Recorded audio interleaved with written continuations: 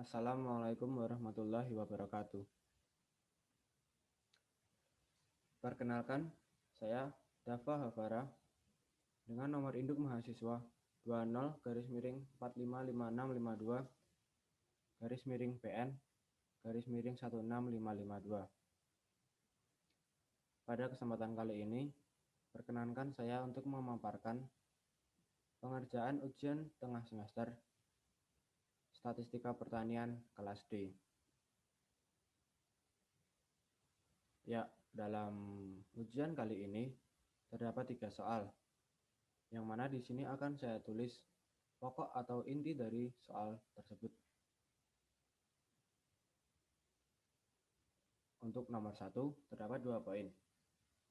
Poin A yaitu membuat contoh rancangan penelitian di bidang pertanian, yang mana akan berisi tujuan penelitian dan data-data yang dikumpulkan. Kemudian poin B menjelaskan konsep variabel random secara umum dan variabel random apa saja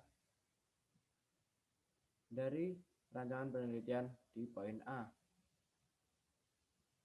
Kemudian untuk soal nomor 2 terdapat 4 poin.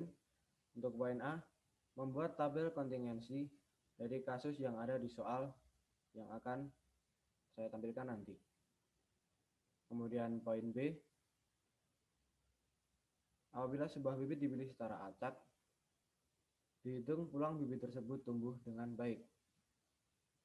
Kemudian poin C, sebuah bibit diambil secara acak dari toko B, kemudian dihitung peluang bibit tersebut tidak tumbuh.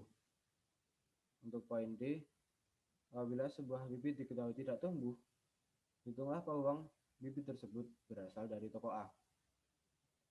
Untuk soal nomor 3 terdapat 2 poin. Untuk poin A, untuk kasus seperti apa sajakah? Atau untuk kasus seperti apa sih distribusi Poisson digunakan?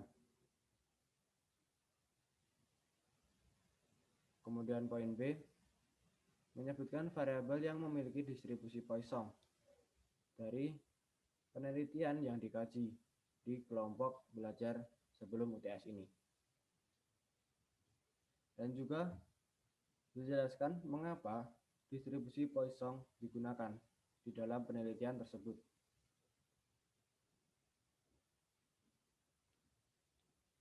Ya, masuk ke soal nomor 1, yang mana akan berisi tujuan serta data dari rancangan penelitian di bidang pertanian.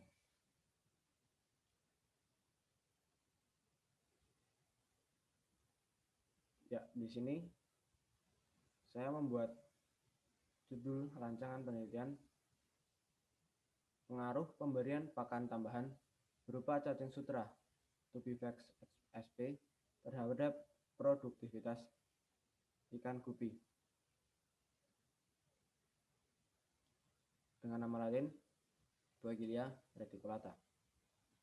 Ya, tujuan dari penelitian ini yakni untuk melihat pengaruh pemberian cacing sutra Tubivax sp sebagai pakan tambahan terhadap produktivitas dalam proses pemijahan ikan gupi dengan nama latin Buagilia reticulata. Nah, data-data yang diperlukan atau data-data yang akan dikumpulkan dalam penelitian ini antara lain ada 8 poin. Antara lain yang pertama, banyak benih ikan yang lahir atau muncul pada minggu pertama. Kemudian banyak benih ikan yang muncul pada minggu kedua. Kemudian banyak benih ikan yang muncul pada minggu ketiga.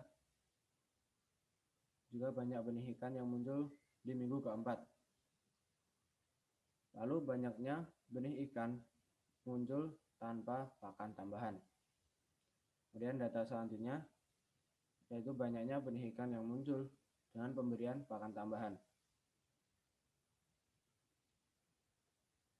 Kemudian data selanjutnya jumlah benih ikan yang muncul pada masing-masing perlakuan. Perlakuan di sini Ada dua, yakni tanpa pakan tambahan dan juga dengan pemberian pakan tambahan. Dan yang terakhir, data rata-rata benih ikan yang muncul pada masing-masing perlakuan. Ya, masih di soal yang sama. Selanjutnya ini konsep variabel random. Nah, variabel random sendiri merupakan suatu fungsi bernilai real yang digunakan untuk memberi harga angka kepada setiap elemen di ruang sampel. Biasanya dapat kita gunakan huruf kapital, misal X besar atau X kapital untuk penamaan variabel randomnya. Kemudian huruf kecil atau X kecil untuk nilai dari variabel random tersebut.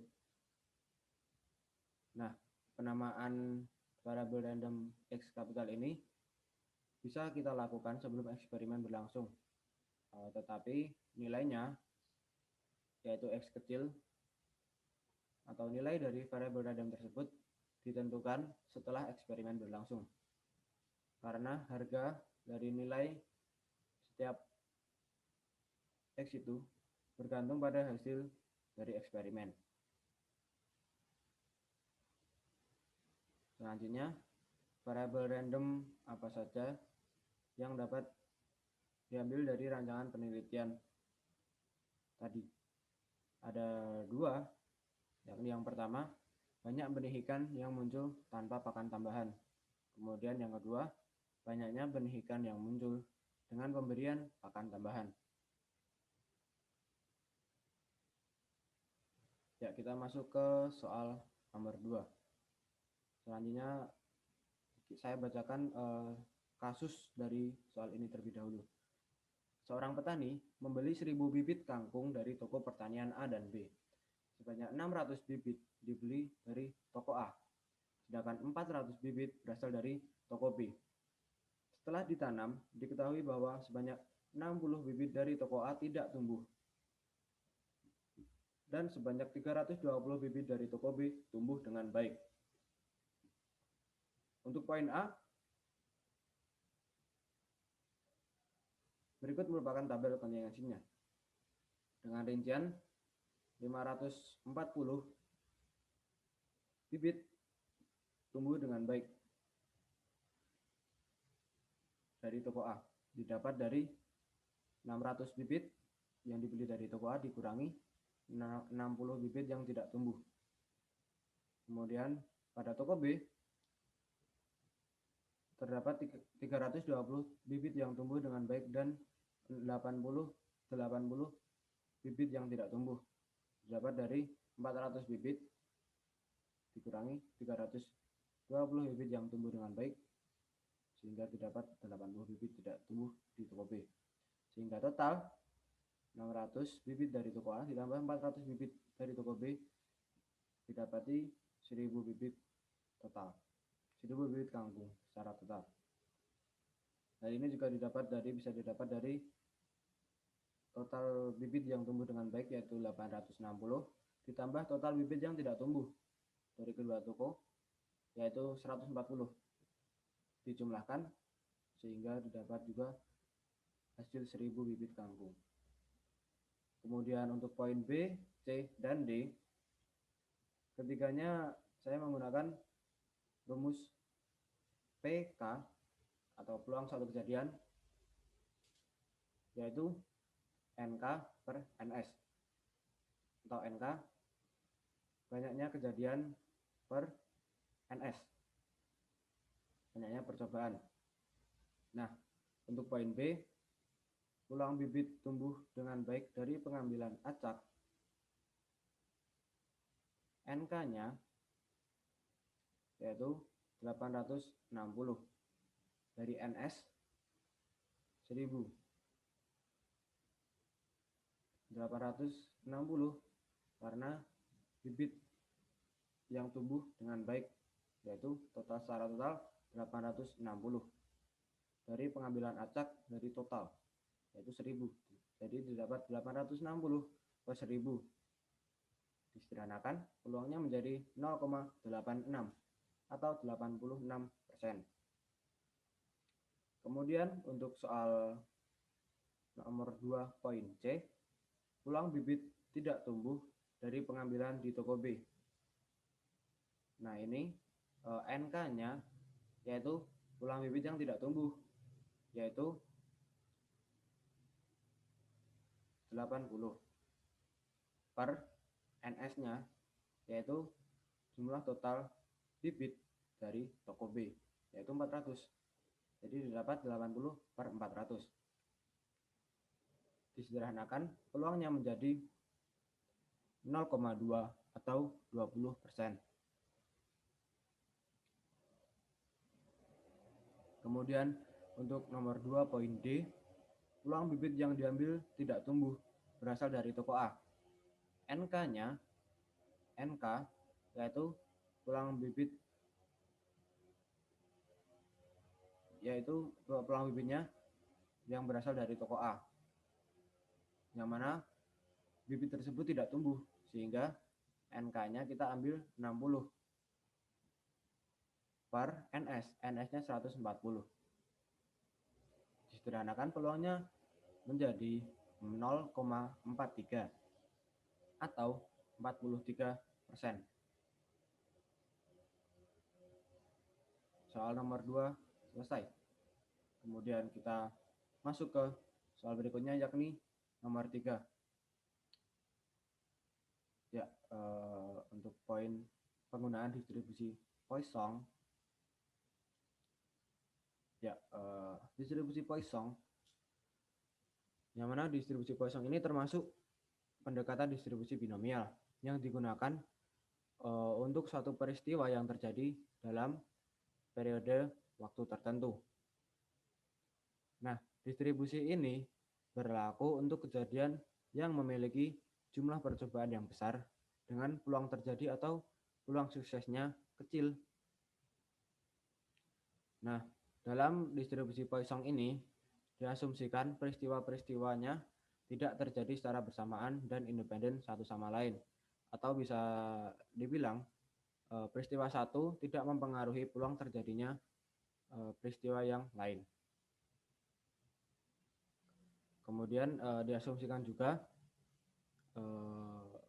peristiwa memiliki waktu yang saling bebas, atau dapat diartikan selang waktu antar peristiwanya tidak mempengaruhi peluang terjadinya suatu peristiwa yang lain,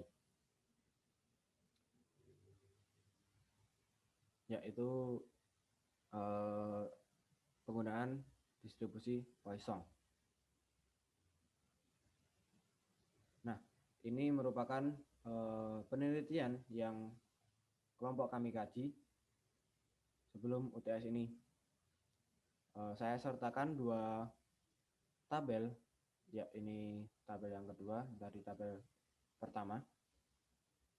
Judul penelitiannya ialah Modeling Adoption Intensity of Improved Soybean Production Technologies in Ghana.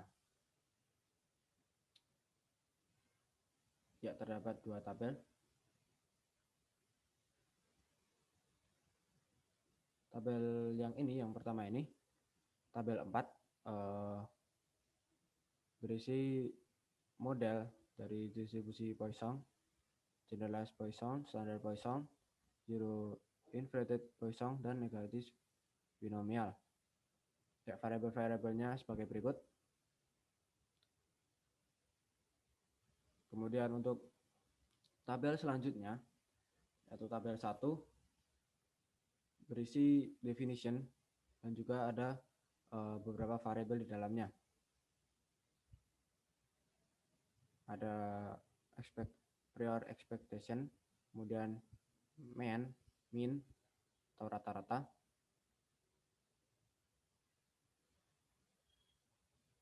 kemudian juga ada standar deviasi. Ya, variabel dalam penelitian ini yang menggunakan atau memiliki distribusi Poisson, saya ambil 2 contoh, yakni mass media method dan demonstration method. Keduanya ada di institutional specific factors. Ya, ada di sini. Nah, keduanya merupakan metode untuk mengenalkan peningkatan teknologi pada responden dalam penelitian ini, yang mana respondennya merupakan para petani. Nah, kedua variabel tersebut saling bebas, dengan artian tidak mempengaruhi antar satu peristiwa dengan peristiwa yang lainnya. Sehingga pada penelitian ini, dalam penelitian yang kelompok kami kaji, distribusi Poisson digunakan dalam koleksi data terkait faktor-faktor dalam peningkatan teknologi untuk menunjang produktivitas petani kecil, yang mana variabel-variabel tersebut, variabel-variabel di dalamnya ini tidak bergantung satu dengan yang lainnya.